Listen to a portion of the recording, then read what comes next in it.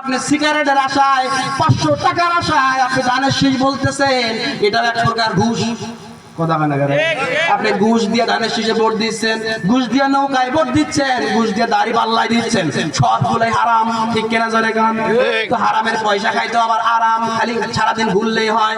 কিন্তু আল্লাহ পাক বলে, যেই বান্দা একবার পরে আল্লাহু আকবার, একবার পরে সুবহানাল্লাহ, একবার পরে লা ইলাহা ইল্লাল্লাহ, ওর প্রত্যেকটা বলার কারণে জীবনের সগীরা গুনাহ খাতাগুলো মাফ হয়ে যায়।